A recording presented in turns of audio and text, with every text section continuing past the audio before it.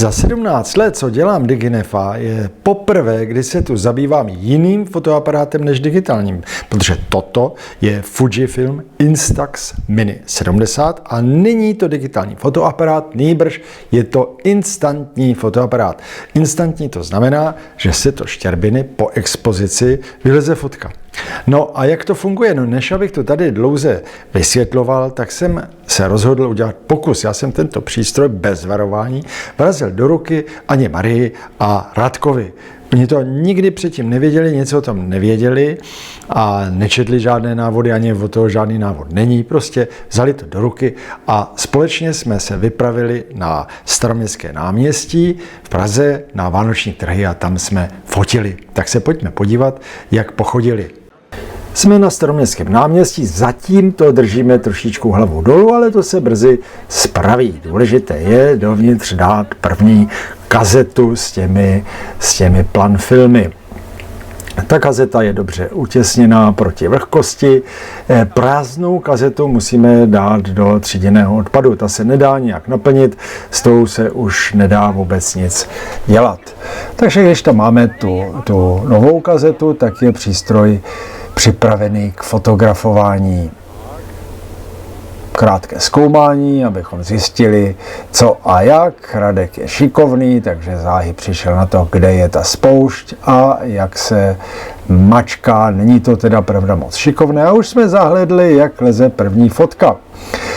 Řada je teď na Aně Marii, ta už se chová, jako kdyby nikdy v životě nefotila ničím jiným než Instaxem. No a samozřejmě tohleto mávání, to je takový obvyklý jev, když někdo má ten přístroj v ruce po první, nebo i po druhé, nebo po třetí, tak s tou fotkou mává, protože má pocit, že je mokrá a musí se sušit. Není tomu tak, není mokrá, nemusí se sušit. Uvnitř je chemie, ten proces jde bez mávání, tím prostě nic neuspíšíme.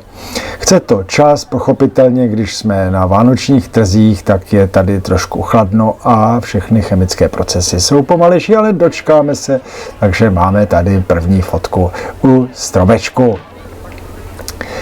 Můžeme se porozhlédnout, co je tady všechno zajímavého, no a vidíme pana Kováře, vyfotíme si pana Kováře a dáme mu fotku. To je právě to moc hezké na těch instantních fotkách, že děláme s nimi velikánskou radost. To lidi nečekají.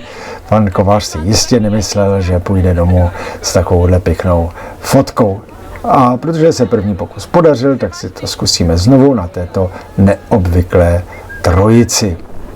Takže jste viděli, že lidé, kteří byli naprosto nepoučeni, okamžitě si věděli s tímhletím přístrojem rady a nadělali radost sobě. A zase tady máváme, abychom uspíšili proces.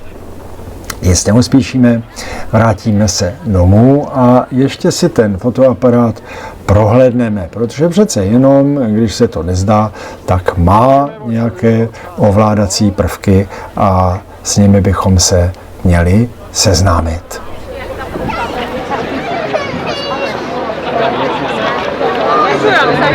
Tak jste viděli, že opravdu ten fotoaparát může bez nějaké velké přípravy obsluhovat každý. No nicméně určité ovládací prvky tady jsou. Tak především, co tady vidíme? Vidíme tady spoušť, ona je trošku nešikovně umístěná, ale prostě u tohoto fotoaparátu musíme nad ergonomií zamhouřit oči. To průhledový hledáček, to samozřejmě, protože to není digitální přístroj, tak to nemá žádný displej, čili díváme se průhledovým hledáčkem. No, že tady je blesk, to vidí každý. No a určité ty ovládací prvky jsou tady na té hraně. Tak především je tady vypínač, no a pak je tady tento zapnu, vyleze objektiv, no a tady mám mode, což je de facto přepínání ostření.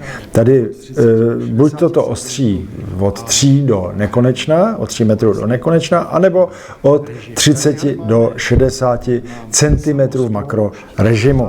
No, takže teď jsem to dal na to nekonečno a cítil jsem, jak cuknul ten objektiv. To je taková zvláštnost. No pak je tu samospoušť a pak je tady selfiečkový režim, což je de facto vlastně také samospoušť, protože když bych to zmáčknul a fotil sám sebe, tak prostě bude tam určité zpoždění. No a to je vlastně všechno. To, že se tam dává ta baterka, ta CR2, to už jsem ukazoval. Ukazovali jsme si, jak se tam dává ten film. Ono je pikantní, že se to dá otevřít, na rozdíl od normálního filmového fotoaparátu se to dá i takhle za provozu otevřít.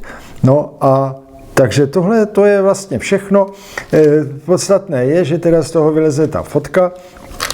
Když bych třeba teďka vyfotil tady paní kameramanku, tak uvidíme, jak to vyleze. Tak, vyleze fotka. No a v té první fázi na ní vlastně není nic vidět, protože ona není vyvolaná a vyvolává se sama. Ten proces probíhá v té citlivé vrstvě. No a za 2-3 minuty pak vznikne fotografie, která je formátu, jak oni říkají, platební karty. No a ta fotka pak už funguje jako každá jiná, to znamená, ji dáme do alba nebo ji někomu pošlem a prostě máme instantní fotku. Takže tohle je vlastně v kostce všechno, co potřebujete vědět o tomto fotoaparátu Fujifilm Instax Mini 70.